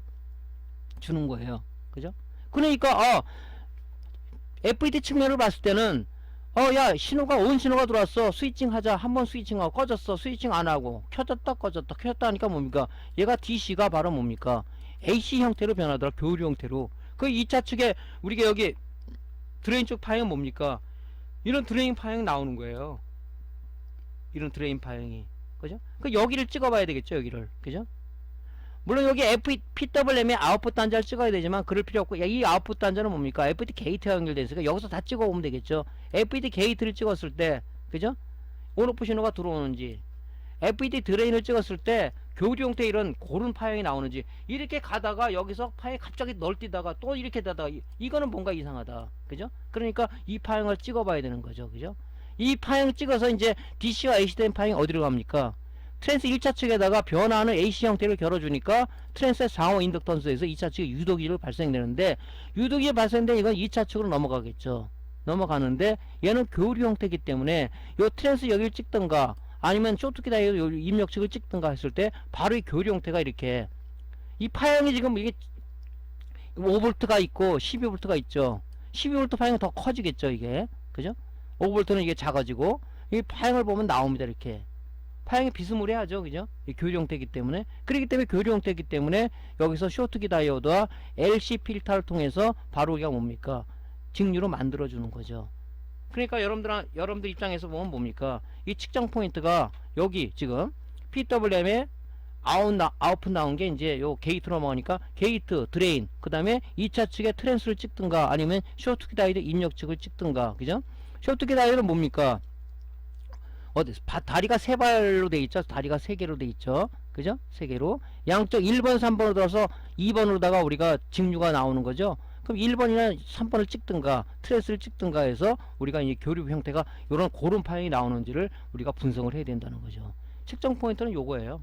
다른 측정 포인트가 또 없죠. 우리가 지금 SMPS 쪽에서는. 자, 그래서 우리가 SMPS를 측정할 때 주의할 점은 뭐냐면요. 우리가 트랜스를 기준으로 해서, 그죠? 이 전기가 들어가는 부분은 1차 쪽이고, 그죠? 2차, 아웃풋이 나오는 쪽이 2차 쪽인데, 그 트랜스 가운데를 중심으로 해서 우리가 1차 쪽과 2차 쪽이 나눠져 있는데, 중요한 건 1차 쪽과 2차 쪽은 접지가 틀리다는 얘기예요. 접지가. 그렇기 때문에 1차 측의 접지는 뭐냐면, 우리가 대전압 콘덴서 마이너스가 바로 접지다. 2차 측은 어디냐? 2차 측은 바로, 우리가 뭐, 콘덴서, 2차 측의 콘덴서 마이너스라든가 이 나사 박는 쪽에 이쪽에 우리가 이제 그 접지라고 보시면 되겠죠. 그래서 측정할 때 1차 측을 측정할 때는 2차 측의 PWM에 아웃풋을 견제하는가 아니면 FET 드레일 될 때는 바로 우리가 프로브의 그라운드 단자를 바로 여기다 접속을 해야 돼요. 여기다가 2차 측은 뭡니까? 콘덴서 마이너스에 되는 거 아니면 나사 박는 쪽에다 대면 측정을 하면 되겠죠. 보통 콘덴서 마이너스 쪽에 대면 됩니다. 근데 이제 거기다 댈 때 쇼트가 일어나니까 측정할 때는 선을 하나 달아가지고 수리할 때는 이렇게 리드선 하나 빼세요. 그래가지고 여기다가 이제 그라운드, 여기다 이 저측에 그라운드를 이렇게 했고, 요 프로브 그라운드를 여기다 물리시면 되겠죠. 그죠? 여기다 그냥 해도 되는데, 하다 보면은 미끄러져 버려요. 그죠? 악어 클립을 여기다 하고 된다는 게 그렇잖아요. 밀려보면 쇼트가 나다 보면 또 데미지를 입을 수가 있단 말이죠. 여기 고압이 나오는 부분이기 때문에. 그래서 1차 측, 2차 측은 이런 식의 구조를 가지고 있으니까 여러분들이 그라운드를 측정할 때는 반드시 이렇게 리드선으로, 여기 못 쓰는 리드선은 많잖아요. 파워 서플라이 못 쓰는 거. 그 선을 좀 많이 잘라 놓으세요. 잘랐다가 가죽이 딱 임시적으로 솔더링 했다가 다시 디솔더링 하면 되니까 이런 식으로 쓰시면 좋을 것 같습니다. 자, 그라운드가 틀리다는 것은 반드시 여러분들이 인지하고 있어야 돼요. 그죠? 자, 그래서 우리가 이제 그 립스버 SMPS 파트 쪽에 이제 그 아웃풋 파형, 그죠? 그 PWM에서 나온 아웃풋 파형이 어디로 들어간다 그랬어요? FET 게이트로 공급된다 그랬죠? 그러니까 아웃풋 파형 제거나 FET 게이트를 측정해도 마찬가지입니다. 그죠? 요거는 이제 전압이 신호가 작기 때문에 프로브 1배율에다가 보통 2V 전압, 그죠? 전압을 2V, 타임 베이스를 5 마이크로 세컨드로 놓고 측정을 하시면 될 것 같아요. 이거는. 그래서 이제 여러분들 측정할 때는 보통 이 핀들이, 이게 PWM은 뭐 큰 소재, 작은 소재도 있고 그렇습니다. 그죠? 여기다 재지 말고 여기 아웃풋 쪽에, 그죠? 여기 연결된 회로 쪽에 되든가, 아니면 요건 어디 있다 그랬어요? 이 게이트하고 연결되어 있다 그랬죠? 게이트하고. 요 게이트를 측정해도 상관이 없습니다. 그죠? 그러면 요렇게 온오프 신호가 나오는지, 온타임은 넓게 나오고, 또 두 번째 온타임에서 여기 파형이 줄어들든가, 이게 왜곡된 파형이 나온다 그러면 문제가 있다, 이렇게 봐야죠. 그래서 PWM의 스위칭 펄스 파형을 요 측정을 하는 겁니다. 이렇게. 그죠? 요런 파형. 온타임과 오프타임, 온, 오프, 이게 나오나 를 제대로 측정을 해야 되는 거고요. 자, 요거는 지금 제가 하나의 지그를 만들었는데, 대콘의 대전압 콘덴서의 그 마이너스 단자를 여기다가 악어 클립을 물리기 위해서 여기다 이렇게 단자를 뽑아놨어요. 요거는 2차 측이고 요거 1차 측이고 그렇게 이제 해놨습니다. 여러분들이 이제 그 공부 차원에서 공부하시는 분들은 지그를 만들 때 계속 납땜하기가 귀찮잖아요. 그럼 여기다 이렇게 만들어서 놔도 괜찮을 것 같아요. 자, 그 다음에 이제 FET 드레인 파형이죠. 자, FET PWM에서 우리가 온오프 신호를 갖다가 FET 게이트에 주게 되면 이 트랜스를 통해서 FET 드레인은 310V가 대기하고 있다고 그랬습니다. 그죠? 그 신호를 갖다가 게이트에 온오프 주다 보니까 이 교류 파형도 나왔다 안 나왔다, 나왔다 안 나왔다 이렇게 되겠죠. 이런 파형이 나오는지를 우리가 FET 드레인을 찍었을 때, 스위칭 우리 신호를 찍었을 때 이렇게 나와줘야 되는 거죠. 이 신호가 이렇게 안 나오고 하나는 나왔다, 하나는 커지고 하나는 작고, 이 파형이 정상적으로 아니라 왜곡된 파형이 나왔다 그러면 문제다 하고 이제 우리가 이제 수리를 진행을 해야 되겠죠. 그래서 요거는 지금 우리가 310V를 하기 때문에 프로브를, 그죠? 10배율로 놓고, 그죠? 전압 레벨을 10V로 놓고, 그죠? 타임 베이스를 5 마이크로 세컨드로 놓고 측정하시면 될 것 같습니다. 만약에 이걸 1배율로 놓고 하면은 이 파형이 넘어가기 때문에 안 나와요. 오실로스코프가 망가진다고 착각하시는데 망가지지는 않습니다. 그죠? 예. 그러니까 파형이 안 보일 뿐이지. 그러니까 요거 놓을 때는 우리가 이제 FET 드레인 300V 넘게 나오잖아요. 뭐 TV 쪽은 보통 450V 나오죠. 그럴 때는 우리가 반드시 배율을 10배율로 놓고, 네, 오실로스코프도 이 10배율로 놓고 측정을 해야 돼요. 이것만 우리가 프로브만 10배율로 놓고 오실로스코프를 10배율로 조정 안 하면 안 되겠죠. 그죠? 양쪽 다 해야 되니까. 그런 식으로 재면 이런 파형 정상적으로 나옵니다. 그죠? 오실로스코프 측정 방법에 대해서는, 탁상용은 오실로스코프 사용 방법에 대해서 유튜브에 올려진 게 있어요. 그걸 여러분들이 참조하시면 될 것 같습니다. 자, 그래서 이제 이게 FET 드레인에서 이제 스위칭한 신호가 이제 그 뭡니까? 트랜스 1차 측으로 넘어간다 그랬죠? 그죠? 그러니까 FET 드레인이 어디 트랜스 1차 측과 연결되어 있죠? 그 1차 측정해봐도 마찬가지예요. 그죠? 똑같은 파형이 나옵니다. 이렇게. 그러니까 여러분들이 측정 포인트가 뭐 트랜스 1차 측하고 FET 드레인하고 틀리는 게 아니라 같이 연결된 회로이기 때문에 여기 찍어도 이렇게 나온다. 그죠? 트랜스 1차 측하고 FET 드레인은 같다. 연결되어 있으니까 이렇게 보시면 되죠. 그러니까 여러분들이 드레인에 여기 찍기 싫다 그러면 그냥 트랜스 1차 단을 찍으세요. 1차 단을. 그죠? 연결되어 있잖아요. 회로가. 여기 찍으면 되죠. 네. 자, 그 다음에 이제 그 FET 드레인에 310V 스위칭해서 어디 갑니까? 트랜스 1차 측으로 전달이 되겠죠? 그러면 트랜스에 변화하는 교류가 들어왔기 때문에 상호 인덕턴스에서 2차 측에 유도 기절이 발생이 되는데 2차 측의 감은 권순서에 따라서 이 파형이 클 수도 있고 작을 수도 있다. 요건 지금 아마 제가 볼 때 5V 파인 것 같습니다. 그죠? 그럼 똑같이 이런 교류 형태가 나와야 된단 말이죠. 교류 형태가. 그죠? 1차 단에서 온오프 신호를 줬으니까 여기도 이런 신호가 나오겠죠. 교류 신호가. 이 교류 신호기 때문에 그죠? 우리가 최종 부하가 필요한 전자소자들이 못 쓴다.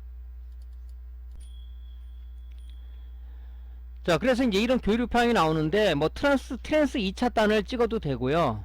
쇼트키 다이어도 보면 보통 다리가 3개죠. 자, 1번과 3번으로 이 트랜스에 받은 이 교류 형태 파형이 들어가서 이 내부에 2번 단자로다가 DC가 나오는 거니까 이 DC 여기를 찍는 게 아니라 1번 또는 3번 찍으면 이렇게 트랜스 2차로 넘어온 이 교류 형태의 신호가 찍힙니다. 이렇게 이 신호를 봐서 왜곡됐냐 아니냐를 여러분이 측정을 하시면 되겠죠. 그죠?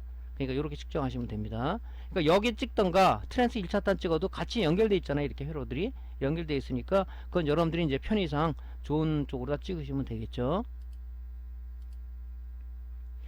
자, 우리 인버터 쪽으로 한번 볼게요. 인버터나 드라이브 보드 쪽을 보더라도 마찬가지. 조금 전에 말씀드렸죠. 자, 우리가 12V가 그죠? SMPS로부터 12V가 공급이 되면 그죠? FET 드레인에다 다 대기하고 있는 겁니다. 그죠? 왜냐면 형광등을 2개를 점등해 주다 보니까 우리가 이쪽으로 2개를 다 공급해 주는 거죠. 그죠?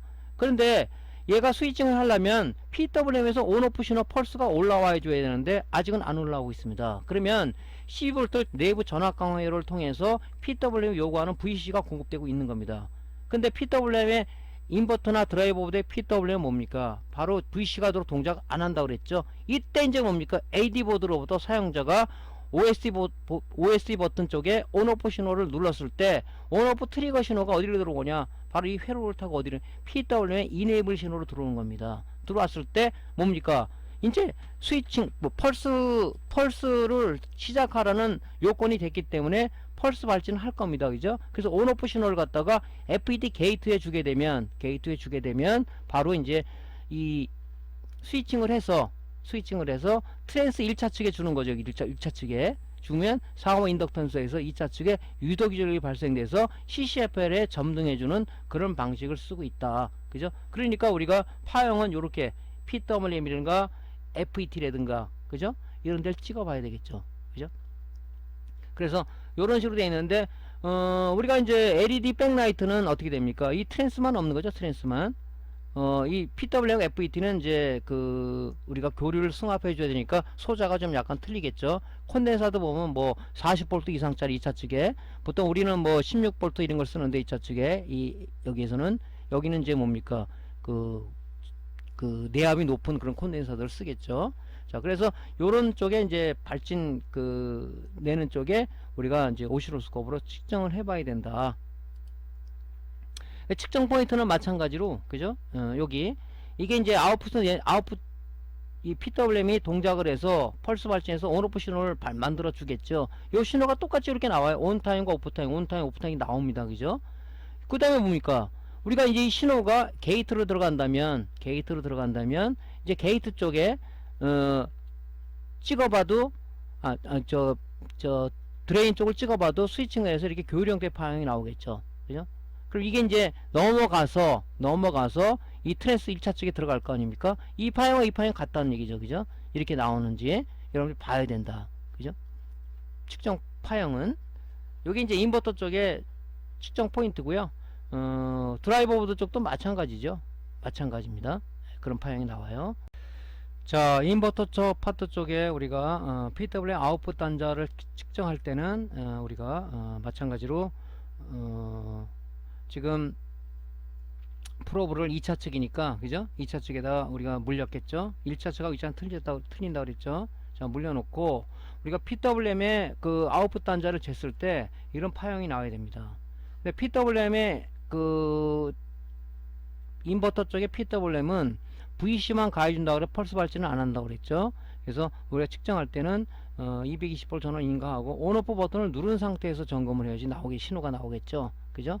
얘는 자체 이네이블 신호가 AD 보드로부터 넘어오지 않으면 PWM은 펄스 발진을 안 한다. 그죠? 그래서 측정했을 때 이렇게 온 타임과 오프 타임에 이 우리가 펄스 발진 신호가 나와줘야 된다는 얘기죠. 그죠? 그래서 요런 이제 우리가 이제 FET 저 PWM의 데이터 시트를 우리가 보게 되면 그죠? 이 서플라이 볼테이지는 그죠? 여기 VC 전압이 4.4V에서 8V 사이로 들어가면 된다. 그죠? 근데 이게 3V가 나온다든가 아니면 뭐 더 높은 전압이 나오면 안 되겠죠. 그죠? 요 전압이. 그래서 여러분 이렇게 보면 되고. 그죠? 제일 중요한 건 파형이겠죠. 그래서 파형이 제대로 나오는지 여기를 찍으면 되는 거고요. 찍을 때는 항상 요 회로 여기 단자를 찍지 말고 요 단자 연결된 회로를 갖다가 찍는 게 PWM의 데미지를 최소화하는 길이다 이 얘기죠. 자, FET 드레인 보면 그죠? 드레인에 펄스 발진을 해가지고 PWM에 그죠? 온오프 신호를 게이트에 주게 되면 그죠? 310V 12V를 대기하고 있던 12V를 우리가 뭡니까? 그 스위칭을 해가지고 DC를 AC로 만들어준다. 그죠? 그때 이제 뭡니까? 요쪽에 보면, 그죠? 이 드레인 단을 찍어 보면 이렇게 발진 신호가 나온다는 거죠. 얘는 교류 형태죠. 교류 형태. 교류 형태입니다. 뭐 우리가 이거는 FET 드레인하고 이 트랜스하고 1차 단이 연결되어 있기 때문에 여기 찍어도 관계없겠죠. 찍어도 이런 신호가 나오죠. 찍어도. 그러니까 같은 거다. 같은 거다. 이렇게 보시면 됩니다. 예.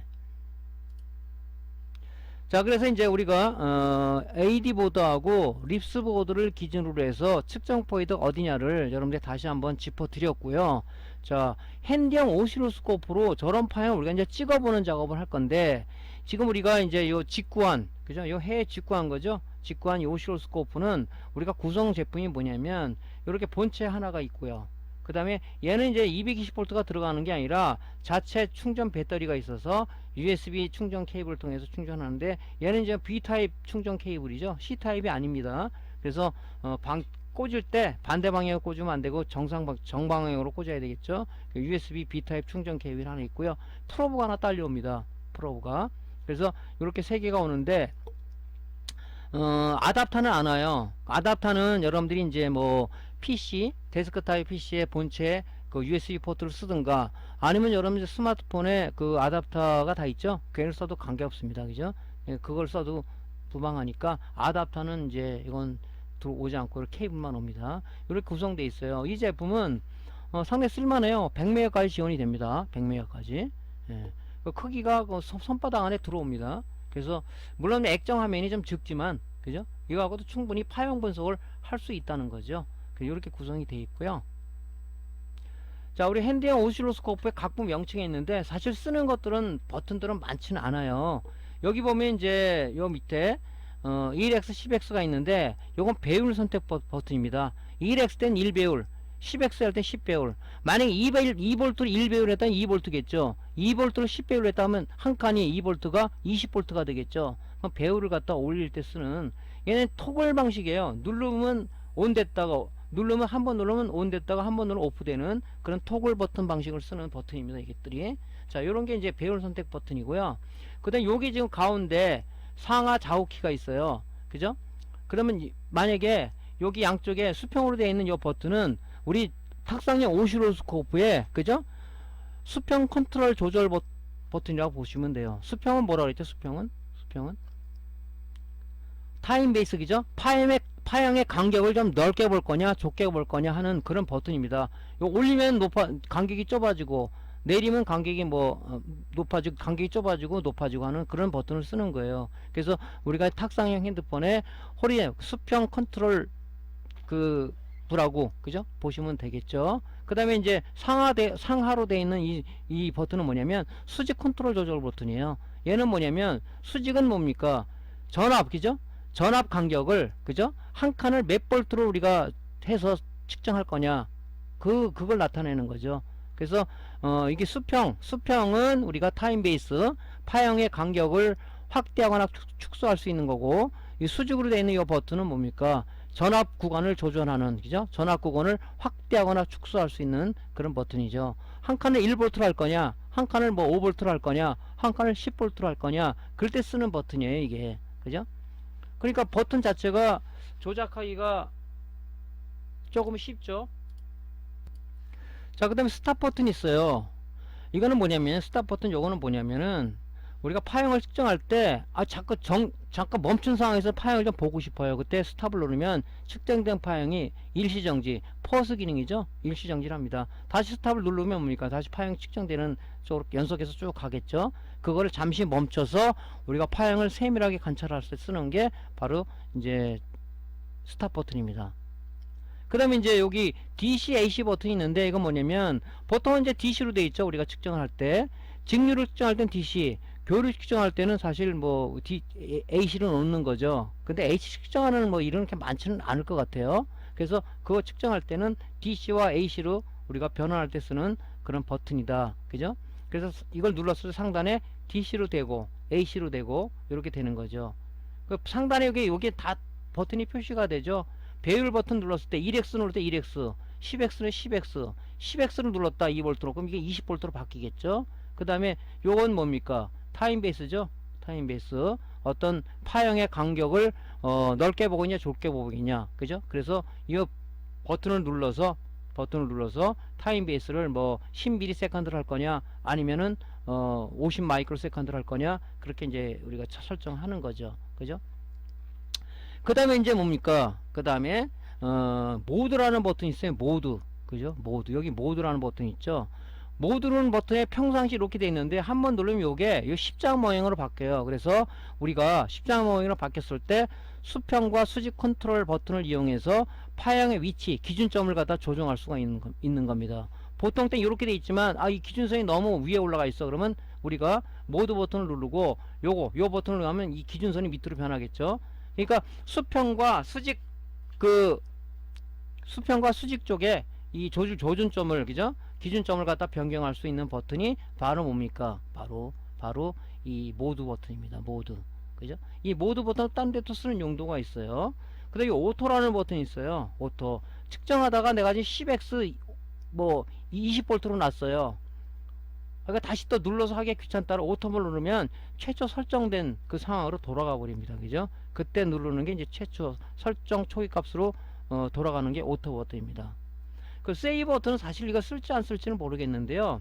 세이브는 뭐냐면 내가 지금 측정한 파형을 좀 저장해서 나중에 보고 싶다 그러면 그때 쓰는 거예요. 이 자체 메모리가 있어서 여기다 파형이 측정되고 있죠. 이 상태에서 세이브를 누르게 되면 이 파형이 저장됩니다. 안에. 그죠?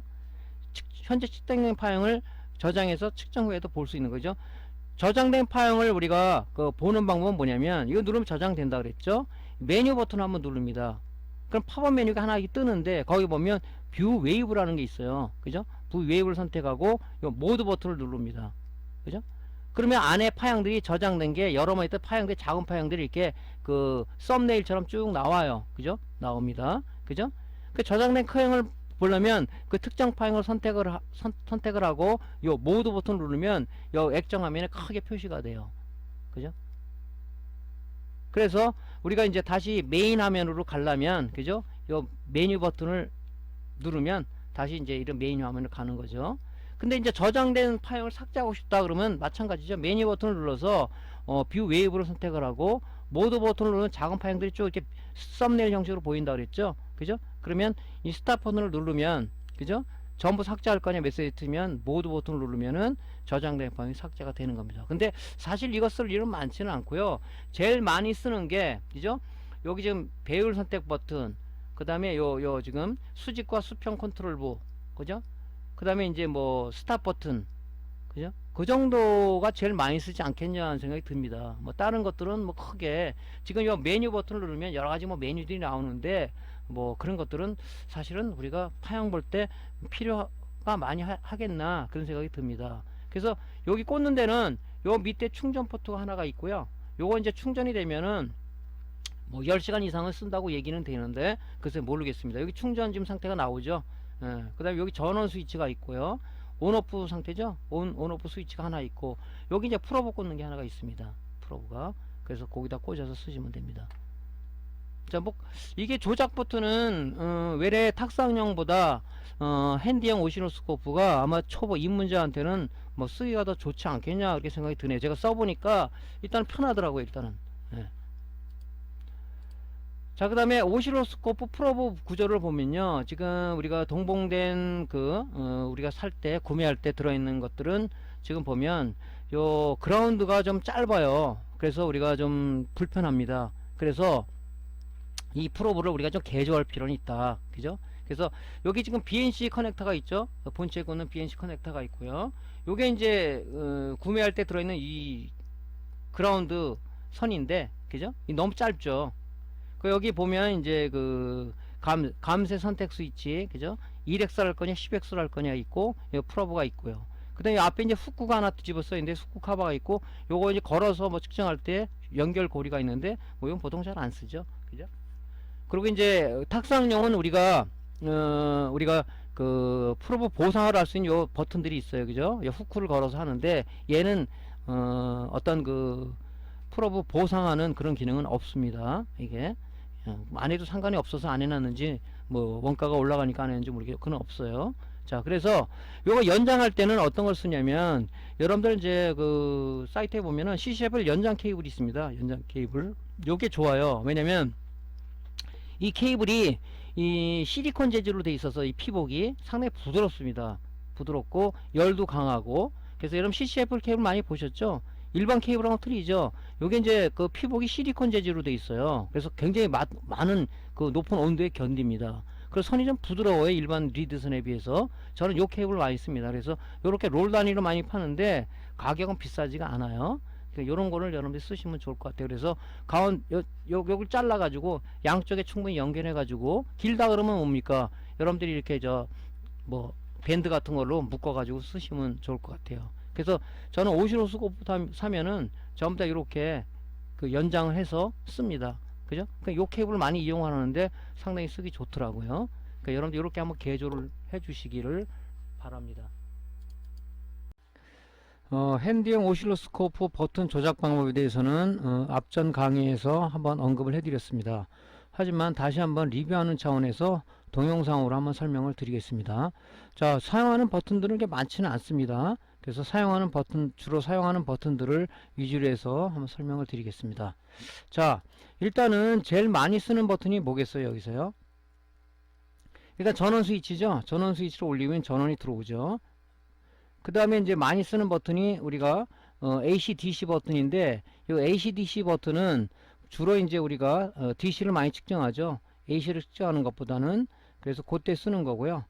그 다음에 이제 많이 쓰는 게 이제 배열 버튼이죠. 1X 하면 1배열, 10X 하면 10배열. 이게 토글 방식의 버튼이기 때문에 바뀌죠, 저렇게. 그걸 쓰는 거고요. 그 다음에 이제 상하 좌우키. 상하 키는 뭐냐면은 우리가 전압 레벨을 조정하는 거고요. 그 다음에 좌우 키는 뭐냐면은 수평 조절 컨트롤로서 우리가 파형의 간격, 즉 타임 베이스를 조정하는 거다. 그러면 타임 베이스가 변하죠, 저렇게. 그래서 파형을 넓게 보겠냐 적게 보겠냐, 그런 것을 우리가 조작하기 하는 거고요. 그 다음에 이제 오토 버튼은 최초 설정 값으로 돌아갈 때 쓰는 거고요. 그 다음에 이제 또 쓰는 버튼이 이제 세이브 버튼인데, 세이브 버튼은 내가 측정한 파형을 한번 저장했을 때, 저장해서 보고 싶을 때, 그럴 때는 우리가 메뉴를 누르면은 맨 위에 있는 뷰 웨이브라고 모드 버튼 누르게 되면 내가 저장했던 측정 파형이 나타나죠. 보고 싶다 그러면 모드를 누르면 이렇게 액정창에 표현이 됩니다. 그죠? 그럴 때 보통 쓰는 거고요. 그 다음에 메뉴 버튼을 눌러서 저걸 지우고 싶다 그러면 스탑 버튼을 누르게 되면 다 지울 거냐, 그럼 모드 버튼을 누르면 다 지워지겠죠. 저장된 파형이 안에 메모리가 장착이 돼 있어서 거기 저장이 되죠. 그죠? 자, 그래서 이 상태에서 우리가 타임 베이스, 그죠? 좌우 키는 뭡니까? 좌우 키는, 그죠? 타임 베이스를 조정한다 그랬죠? 자, 모드를 누르게 되면 우리가 기준선을 변경할 수 있다. 상하 좌우 키를 이용해서. 그죠? 지금 어떤 기준점을 변경하는 거죠. 그죠? 만약 파형이 오버돼서 넘어갔다 그러면은 좌우 상하 키를 통해서 우리가 기준점을 변경할 수가 있다. 그죠? 모두를 누르게 되면 이 십자 버튼에서 이 양쪽 화살표 버튼을 바뀌었을 때 가능한 거죠. 요거. 그래서 파형을, 이 기준선을 올리고 줄이고, 그지? 그러니까 요게 지금 좌우 키는 뭐라 그랬어요? 좌우 키는 수평 컨트롤 부라고 그랬죠? 수평 컨트롤 부는 뭐냐면 타임 베이스를 조정하는 거다. 그 상하키는 뭐라 그랬습니까? 상하키는 전압 레벨을 조정하는 거다. 그렇게 말씀드렸죠. 내가 1V를 측정할 이 모는 종이 같이 생긴 이것이 한 칸이 지금 5V다 이거죠. 5V 한 칸이. 그럼 두 칸이면 10V겠죠. 그래서 나는 이것을 전압 레벨을 그죠? 1V로 하겠다면 이 한 칸이 1V가 되는 거죠. 그러니까 보통 이제 우리가 아주 적게 출력되는 것은 1V로 해야 되지만 좀 높게 되는 거다 그러면 10V까지 올라가서 해줘야 되고, 만약에 뭐 립스보드 쪽에 드레인 단의 파형을 측정한다 그러면 그건 310V가 나오지 않습니까? 그럼 요걸 10배율로 맞춰 놓고 프로브로 10배율을 올리게 되면 요걸 만약 10V로 맞춰놨다 그러면 뭡니까? 그죠? 10 곱하기 10배율이니까 100V가 되겠죠? 그런 식으로 측정을 하는 거예요. 그러니까 요 상하 좌우 키를 이용해서 타임 베이스를 조정하던 전압 레벨을 조정하던 여러분들이 해야 되는 거고, 그 다음에 이제 모드 버튼을 눌러서 요 십자 이렇게 표시가 됐을 때는 우리가 조정할 수가 없어요. 기준점을 한번 누르게 되면 요게 양쪽 화살표 방향으로 바뀝니다. 그때 상하 좌우 키를 위해서 어떤 이 기준점을, 여기 기준점 그죠? 기준점을 우리가 변경하여서 파형을 좀더 밑으로 라인을 보고 싶다, 위에 라인을 보고 싶다 할 때 쓰는 키입니다. 그러니까 쓰는 버튼들은 많지 않죠. 주로 많이 쓰는 버튼이 이제 DCAC 키, 그 다음에 배율 버튼, 그 다음에 뭐 메뉴 버튼, 상하 좌우 키, 모드 키, 요 정도만 많이 쓰죠. 그죠? 그래서 여러분들이 뭐 쓰기에는 상당히 좀 간편하다 이렇게 말씀드릴 수가 있겠습니다. 자, 그러면 우리가 AD 보드의 스위칭 레귤레이터 파형, 이 파형 검출하는 방법은 앞단에서 설명을 좀 쭉 드렸죠. 그래서 지금은 이제 스위칭 레귤레이터 파형에 대해서 한번 설명을 좀 드릴게요. 실제 파형 측정하는 것을. 자, 우리 스위칭 레귤레이터는 5단자가 있고 SORC 8핀짜리 우리가 소자가 있죠. 역할은 같아요. 다리만 8개 나오고 다리가 5개만 나올 뿐이지 역할은 같다는 얘기죠. 근데 요건 이제 5단자 레귤레이터죠. 스위칭 레귤레이터 1501-50인데 150kHz의 발진 주파수를 가지고 5V를 출력을 한다, 그런 뜻입니다. 그래서 1번 단자로 12V가 들어가서 내부의 발진 스위칭 회로를 통해서 2번 단자로 나오는 게 뭐라고 했습니까? 스위칭 아웃풋이라고 그랬죠. 그죠? 스위칭 아웃풋. 요거 테스트하기를 하면 2번 단자가 5V 밖에 안 나와요. 근데 이 AD 보드가 오동작하고 있다, 전원이 배달돼서 그런가, 그거 측정할 때는 5V 정상인데 이렇게 여러분 생각하면 안 되겠죠. 그죠? 측정을 해서 이렇게 스위칭 파형이 아주 왜곡되지 않은 정상 파형이 출력되는 거를 우리가 판정을 해야 된다 이거죠. 그래서 이 오실로스코프가 필요한 겁니다. 측정 방법은 간단하잖아요. 일단은 뭐 프로브 커넥터에 이 프로브 커넥터 삽입을 하고 전원을 올려야 되겠죠. 자, 그 다음에 AC DC 버튼을, 이게 이제 측정하다 보면은 요게 DC가 AC로 바뀌어 있는 게 있어요. 그러니까 물론 우리가 DC를 많이 검출을 하지만 혹시 모르니까 봐서 이게 AC로 바뀌어졌다 그러면은 DC AC 버튼을 DC로 설정하고요. 요 상하키가 뭐라 그랬습니까? 전압 레벨을 조정한다. 그죠? 전압 수직 컨트롤 부르죠. 우리 탁상형 오실로스코프에서 그 수직 컨트롤 부죠. 버티컬 컨트롤 제어부죠, 이게. 그죠? 요건 전압 레벨을 조정하는 거죠. 그래서 얘를 이제 5V로 일단 맞추세요. 기본이 5V로 되어 있는데, 그래서 배율 버튼은 우리가 측정하다 보면 10X로 될 수도 있고, 프로브가 1X로 될 수도 있을 거예요. 1X로 맞춰 놔야 되겠죠. 당연히 여기 프로브 배율 버튼을. 그 다음에 뭡니까? 좌우 버튼이 뭡니까? 좌우 버튼이 수평 컨트롤부라고 그랬죠. 요거는 뭡니까? 타임 베이스를 조정하다. 즉, 파형의 간격을 넓게 보겠냐, 좁게 보겠냐는 타임 베이스를 조정하는 거다. 그래서 타임 베이스를 여러분들이 나름대로 뭐 설정을 하되 보통 뭐 2 마이크로 세컨드로 놓고 측정을 합니다. 자, 그리고 이제 프로브 접지선은 뭡니까?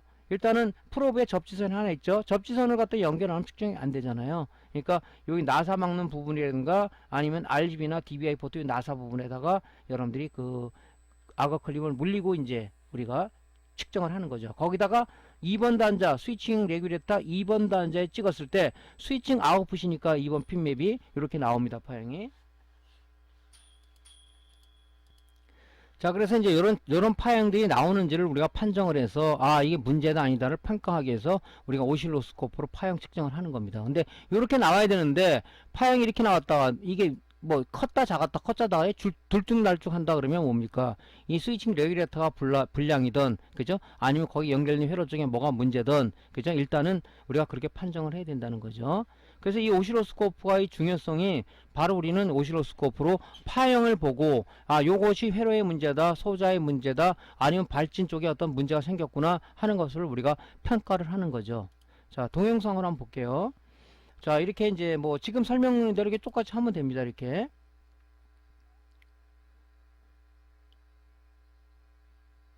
자 일단 오실로스코프에 이제 프로브를 커넥터에 넣고요. 전원을 켜고 그 다음에 이제 뭡니까 우리가 이제 접지선 다 물렸겠죠.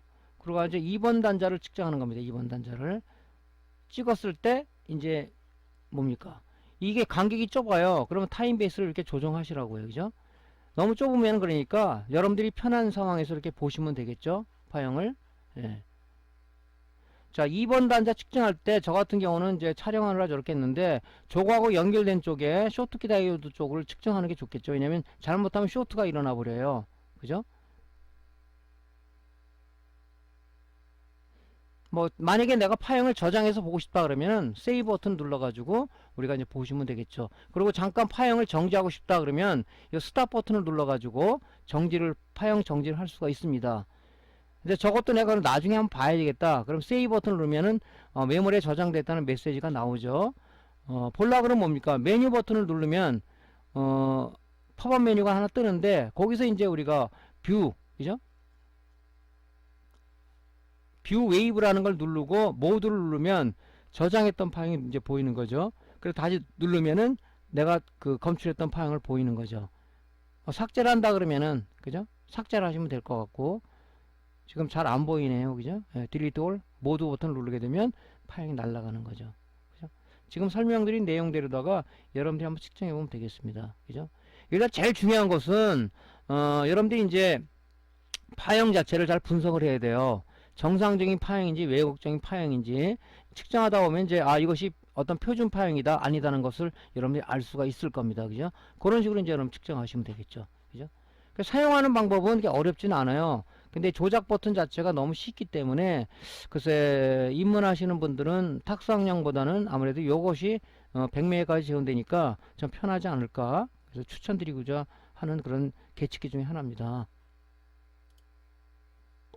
자 이제 AD 보드 쪽 말고 우리가 립스 보드 쪽에 그 파형 검출을 한번 해볼게요. 립스 보드는 이제 우리가 스위칭부에서 보통 이제 그 PWM이 온오프 신호를 우리가 드레인 FET 게이트 해주게 돼 있죠. 거기에 이제 온오프 파형하고 그 다음에 310V가 드레인에 대기하고 있다고 그랬죠. 대기하고 있던 310V를 PWM이 게이트에 온오프 신호를 줌으로써 스위칭을 한다. 그래서 스위칭 파형이 나오는 그 두 가지를 한번 검출해 보도록 하겠습니다. 자 방법은요. 물론 뭐 프로브에 그죠 그 오실로스코프에 커넥터, 프로브를 커넥터에 삽입을 하고 전원을 넣어야 되겠죠, 당연히. 자, 립스보드에 AC 전원을 인가해야 됩니다, 그죠? 그 다음에, 여기 DC, AC 버튼을 눌러서 DC로 설정하고요. 그 다음에 이제 상하키를 눌러서 전압 레벨로 10V를 맞춰놔야 되겠죠, 10V를. 이게 이제 1V, 10V까지 올라갈 수가 있는데, 올려놓고, 배율을, 이 드레인다는 이 310V, 그죠? 100 단위로 올라가잖아요. 그러니까 이 프로브를 그죠? 이 배열 버튼을 눌러서 10X로 그죠? 10배열로 맞춰 놓고 그다음에 뭡니까? 얘만 10배열로 맞춰 놔서는 안 되겠죠. 이 프로브에 배열 선택 버튼을 눌러서 선택 스위치를 눌러서 10배열로 맞춰 놔야 되겠죠. 맞춰 놓게 되면 이게 전압 레벨이 뭡니까?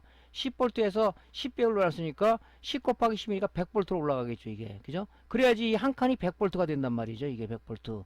이걸 만약에 10V로 맞춰 놓는다면 파형이 올라가 버려서 여기 이 스코프상에 안 나타나겠죠. 액정상에. 그래서 이제 요 드레인단 100V 단위가 넘는 것들은 우리가 10배열로 하는 게 좋다. 그죠? 그렇게 해놓고 그 다음에 이제 좌우 타임 베이스를 눌러서 한 10 마이크로 세컨드로 놓고 뭐 파형은 여러분들이 이제 이 타임 베이스는 이 좌우 키를 눌러가지고 조정하면 되는 거니까요. 요거는 그렇게 해서 여러분들이 그렇게 설정을 하고 이 접지선 프로브를 갖다가 우리가 립스보드는 1차 측하고 2차 측가 틀린다고 그랬죠. 이거 잘 여러분들이 생각을 하셔야 돼요. 1차 측에 그죠? SMP에서 1차 측의 접지는 뭡니까? 대전압 콘덴서 마이너스다. 그죠? 2차 측은 뭡니까? 2차 측의 우리가 접지는 우리가 2차단 5V 12V 나오는 컨덴서 마이너스 쪽에다가 그냥 하는 게 편합니다. 그죠? 그래서 그 프로브 접지선을 립소보드 1차단에 물리고요. 지금 선을 하나씩 뽑아놨죠? 이 접지선을 이 아크 클립에 여기다 물려놓고, 그죠? FET 드레인 단을 찍게 되면 바로 이렇게 스위칭 파형이 나옵니다. 그죠? 이 스위칭 파형이 어떻게 나오는 겁니까? FET에 310V가 대기하고 있지만은 FET가 스위칭을 하기 위해선 PWM에서 온오프 신호를 갖다가 게이트에 공급을 해줘야 된다. 그지? 그래야지 열리는 거 아닙니까? 뭐 전철 개찰구를 얘기를 한다면 우리가 그죠? 후불 교통카드를 갖다가 그죠? 교통카드 단말기에 태깅을 해야지 게이트가 열리는 거 아니에요? 그죠? 그게 이제 이 게이트 역할이다 이거죠. 그렇게 되면 310V를 온오프 명령을 줬으니까 스위칭을 하면서 이런 파형이 나와야 된다는 얘기죠. 요런 파형을 잘 보셔야 돼. 이 파형이 이렇게 나와야 되는데 하나는 널뛴다 이거죠. 파형이 틀리게 자꾸 왜곡돼서 나온다. 그러면 이제 문제가 있는 거예요. 그죠? 그럼 문제가 있는 걸 갖다가 우리가 트랜스 1차 측에 넘겨주게 되면 2차 측에서는 어떻게 돼 있어요? 2차 측은 어떻게 되겠습니까? 전압이 뭐 오르락 내리락 파형 널뛰고 있겠죠? 그래서 이런 파형들을 봐야 된다는 겁니다. 그죠? 이거 테스트하게 갖고 우리가 측정할 수 있는 방법이 없잖아요. 이거 여러분들 어떻게 하겠습니까? 방법이 없으니까 오시로스코프를 보고 스위칭 파형이 제대로 나온다, 온오프 시그널이 제대로 들어간다, 이거 우리가 평가를 해야 된다. 그죠? 그래서 우리가 수리하는 사람 또 설계하는 사람들은 이 멀티 테스트하게 하고 오시로스코프는 우리가 어떻게 보면 필요 충분 조건이다가 봐야 되겠죠. 없으면 안 되는 필요 충분 조건의 계측기들이다. 이렇게 우리가 판단하시면 되겠습니다. 요거 여러분 다 많이 측정해 봤죠? 그죠? 측정할 때 우리가 이게 300씩 그 고압이 걸리다 보니까 우리가 원래 장갑을 끼고 해야 돼요. 장갑을 끼고 하시는 버릇을 드리는데 애초부터 제가 이 버릇을 안 들여놔 가지고 장갑 끼면 제가 측정을 못 합니다. 불편해서. 근데 여러분들 습관이 중요한 것 같아요. 그러니까 여러분들이 이 잘못 만지면 또 이 감전이 되니까 조심하시기 바랍니다. 자, 동영상 한번 볼게요. 자, 지금 얘기 드린 내용이에요. 한번 잘 보십시오. 자, 프로브를 그죠? 1차 단에 물려야 되겠죠. 저는 이제 대전압 콘덴서 마이너스를 리드선을 뽑아서 저렇게 지지대에다가 물려놨어요. 측정하기 편하게. 일종의 여러분들은 교육과에서 교보제를 만든 겁니다. 이렇게 여러분들도 이제 여러분들 공부한다면 저렇게 직을 하나 만드세요. 자꾸 찍어보고 자꾸 뭐 수리도 해보고 뭐 그래 실력이 늘 거 아닙니까? 자, 220V를 인가합니다. 그러면 립스보드는 오토 방식이기 때문에 넣으면 바로 5V 12V가 나온단 말이죠. 근데 TV SMP에서 스탠바이 형식이라고 했죠? 이 스탠바이 형식이라고 했죠? 5V 밖에 안 나오죠. 그죠? 자, 이렇게 해서 이제 우리가 뒷면 PCB 있는 쪽에 뒷면을 돌려가지고 이제 우리가 측정하는 겁니다. 자, FET 게이트는 뭡니까? PWM에서 그 온오프 시그널이 들어오는 거죠. 저렇게 온오프 시그널이 들어옵니다. 저렇게 타임 베이스를 조정해 가지고 간격을 조정해서 보시면 돼요. 저렇게 온오프 시그널이 들어오는 거예요. 온타임 오프타임 오프타임을 갖다가 FET 310V가 드레인에 대기하고 있는데 저걸 갖다가 온오프 시그널을 게이트에 주게 되면 바로 드레인에 걸리는 310V를 우리가 그 스위칭을 하는 거죠. 자, 이제 드레인 단 잴 때는 뭡니까? 프로브 10배율로 맞춰놓고 그 다음에 10배율로 프로브를 오시로스콥 10배율 맞춘 다음에 측정을 하시면 되겠죠. 자, 선이 너무 많이 올라갔죠. 그러니까 우리가 기준선을 모두 키를 눌러서 변경을 한번 하시는 게 좋겠죠. 자, 십자 표시가 됐을 때 우리가 기준선을 변경할 수가 있다. 그죠? 타임 베이스를 조정해서 여러분이 보고 싶고자 하는 그 파형으로다가 보시면 되겠습니다. 아주 정상적으로 나오고 있죠. 예. 자, 이렇게 이제 파형을 보는 겁니다. 한 개 파형을 봤을 땐 이렇게 세밀하게 파형을 볼 수가 있는 거예요. 자, 이렇게 해서 영속적으로 이 파형이 나와야 되는데 저 파형이 널뛰고 있다. 그럼 2차 측도 아마 출력 전압이 그죠? 널뛰고 있을 겁니다. 자, 그래서 이제 이렇게 평가를 하는 거다 하는 것을 보여드렸고요. 자, 메인보드 쪽도 마찬가지예요. 메인보드 쪽 전원부는 우리가 어떻게 되어 있냐면 우리가 전부 다 메인보드는 CPU 전원부라든가 아니면 메모리 전원부가 전부 다 스위칭 형태의 전원부로 되어 있습니다. 그죠? 그래서 CPU의 전압이 제대로 들어가는지 안 들어가는지 하려 그러면은 우리가 물론 테스트하기로 될 수 있지만 어떤 전압이 제대로 안 나온다 그러면 뭡니까? 스위칭 파형을 한번 점검해 봐야 되겠죠. 그죠? 그래서 이 FET 드레인 단에다가 재게 되면 이런 스위칭 파형이 나와요. 이것도. 그래서 이제 요거는 뭐 마찬가지죠. 메인보드 전원을 인가하고 DC로다가 우리가 설정을 한 다음에 상하키를 눌러서 전압 레벨을 이건 낮은 전압이 들어가다 보니까 1V로 설정하고요. 그 다음에 배율 버튼을 1X로 설정한 다음에 좌우키를 눌러서 타임 베이스를 500 마이크로 세컨드로 놓고요. 그 다음에 프로브 접지선을 접지를 물려야 되겠죠, 항상. 그래서 FET 드레인에 우리가 접속을 했을 때 바로 이렇게 이 스위칭 파형이 나오는 겁니다. 그죠? 그래서 메인보드는 뭐 메모리 쪽이라든가 CPU 전원부 쪽에는 우리가 이렇게 이제 그 스위칭 그 전원부를 쓰기 때문에 이런 파형이 나와야 된다. 그죠? 이때도 이제 오실로스코프가 필요합니다. 자, 메인보드 전원부와 CPU 전원부의 흐름은 제가 말씀을 드렸죠. 이 스위칭 전원부를 쓴단 말이죠. 12V를 그 파워 서플라이로도 받아다 바로 쓸 수가 없어요. 왜냐면 이 노트북이라든가 아니면 데스크탑 메인보드 CPU는 이 CPU마다 자기의 고유의 전압 갖고자 공급받아야 될 VC 전압이 따로 있어요. 그래서 자기의 VID 값을 갖고 있단 말이죠. VID 값을 우리가 PWM 전달해서 나는 몇 볼트를 원하는 거야. 너 스위칭을 이렇게 해줘 하고 여기다가 VID 신호를 줬을 때 PWM과 FET하고 공조해서 우리가 스위칭을 해서 바로 CPU가 필요한 전원을 만들어낸다. 근데 CPU는 전압은 약하지만 전류가 상당히 높습니다. 그렇기 때문에 멀티페이지의 전원부를, 즉 단상 전원부를 갖다가 4개 연결했냐, 8개를 연결했냐, 12개를 연결했냐. 그래서 요즘 나오는 고급 보드들은 CPU가 상당히 성능이 좋기 때문에 보통 8페이지 이상의 전원부를 구성하고 있다. 8페이지 이상의 전원부는 뭐냐, 이 단상 전원부를 갖다가 8개로 병렬을 연결해서 CPU의 전원을 갖다가 그 전류를 승합을 해서 올려줘야 되기 때문에 이런 식으로 병렬로 구성이 되어 있다는 얘기죠. 그죠? 이렇게 그래서 CPU 전원부도 이렇게 스위칭 전원부를 쓰는 겁니다. 그죠? 그래서 이 전류를 갖다가 병렬로 연결해서 높게 만들어 주는 거죠. 그죠? 높게 1.5V 건전지를 갖다 4개 연결하면 전압은 뭐 어떻게 나옵니까? 1.5V가 나오겠죠. 전류는 플러스 알파가 되는 거죠. 그죠? 한 개 뭐 전류가 1A다 그러면 4개를 병렬하면 4A가 되어 버리는 거죠. 그런 식으로 CPU도 이렇게 이 전류가 상당히 높습니다. 그죠? 그렇기 때문에 이런 전원부를 쓴다. 자, 한번 동영상 한번 볼게요. 이렇게 드레인단에 재면 말이죠. 이렇게 펄스 파형, 스위칭 파형이 나와요. 그죠? 스위칭을 해가지고, 그죠? 코일에 에너지를 저장했다가 다시 방전을 해서 콘덴서에 주고, 충전 방정을 해서 LC 필터를 통해서 우리가 직류를 만들어주는 거죠. 자, 여기 보시면, 여기 지금 메모리 전원부죠? 여기 코일이 있다는 얘기는 이게 스위칭 전원부라고 보시면 됩니다. 그죠? 나오죠, 여기요. 그죠? 이렇게. 이런 파형이 나온단 말이죠. 그죠? 그러니까 주구장창 무슨 뭐 테스트하기로 돼가지고 얘 이게 나오는데 왜 그러지? 그러지 말고 이상하다 그러면은 이게 제대로 스위칭이 되고 있는 거야. 그죠? 이런 걸 판정 안 하면 계속 FET만 갈고 있을 거란 말이죠. 그죠? 그러면 이런 걸 봐야 된단 말이에요. 그죠? 이런 거를. 그래서 이제 이렇게 필요하다 하는 거죠. 그죠? 그러니까 여러분들이 이제 백문이 불여일견이다. 그죠? 여러분들이 한번 이걸 갖고 자꾸 측정을 해봐서 여러분의 경험치가 쌓여야 되는 거죠. 그래서 뭐 달인이다 하는 사람들이 그냥 달인이 된 게 아니잖아요. 그거를 여러 번 해봐가지고, 그죠? 달인이 된 거죠. 여러분들도 이제 계속 찍어보고, 그죠? 안 되면은 또 다시 한번 해보고 해야지 되죠. 그죠? 저 같은 경우에 오시로스코프를 갖다가 잘못해가지고 3대를 갖다 망가뜨려 버렸어요. 물론 뭐 중고를 산 거지만 뭐 망가뜨려야 실력이 늘더라고요. 어떻게 보면.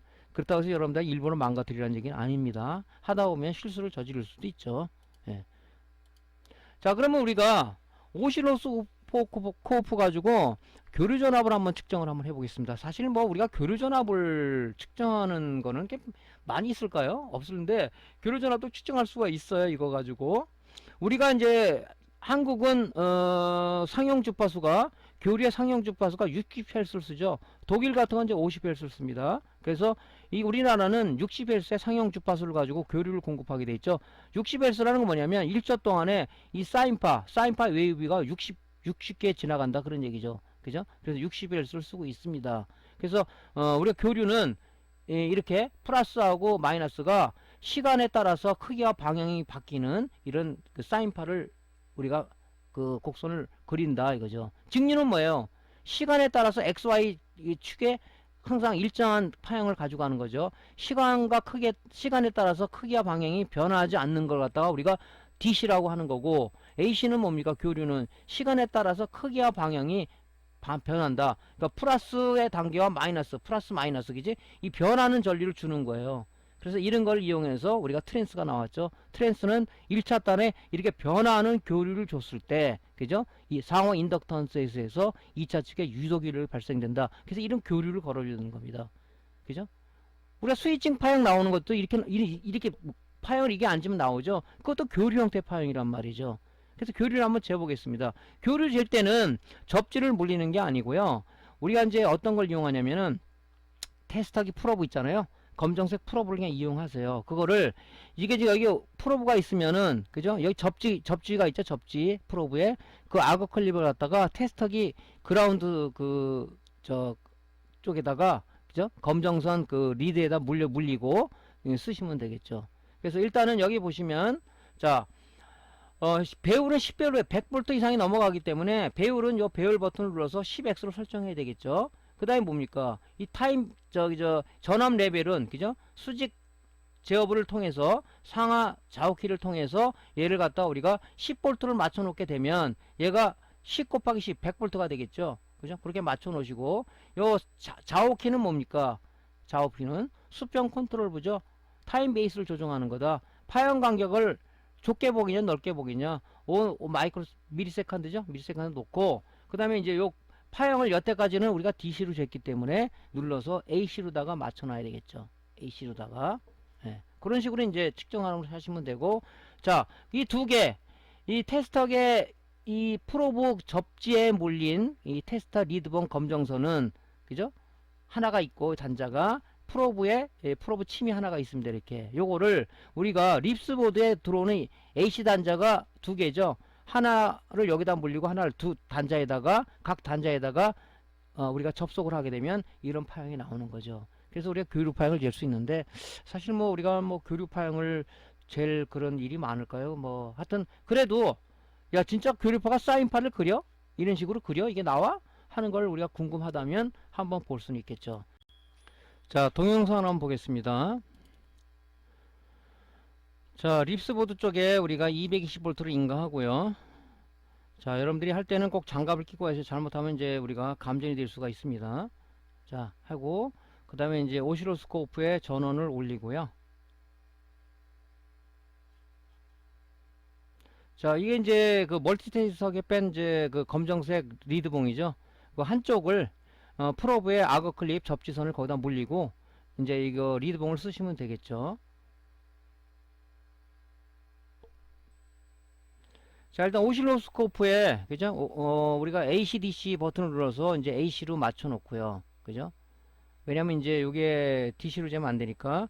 그 다음에 이제 상하키를 눌러서 전압 레벨을 10V로 맞춰 놓고 배율 버튼 10X를 누르게 되면 100V로 바뀌게 돼 있죠. 그리고 오실로스코프의 프로브도 10X로 올려야 되겠죠. 그죠? 1X로 올리면 안 되죠. 그죠? 10X로 올려야 되겠죠. 자, 그 다음에 이제 AC 입력 단자 두 개를 찍어 봅니다. 자, 타임 베이스를 갖다가 20 마이크로 세컨드로 했기 때문에 좁게 보이는데 좌우 키를 눌러서 조정해서 넓게 보든 좁게 보든 그건 이제 여러분들 엿장사 마음이죠. 그죠? 네, 그렇게 재면 됩니다. 저런 식으로 재면 이제 우리가 AC 파형을 검출할 수가 있습니다. 작게 볼 수도 있고 크게 볼 수도 있고. 그러니까 60Hz니까 그죠? 1초 동안에 저는 사인파 곡선이 60개가 나온다. 그죠? 저런 거죠. 그래서 우리가 교류 파형을, 그죠? 우리가 이제 한전에서 공급되는 교류를 갖다가 우리가 저렇게 이제 오시로스코프를 통해서 관찰할 수가 있다. 그죠? 이런 식으로 보시면 될 것 같습니다.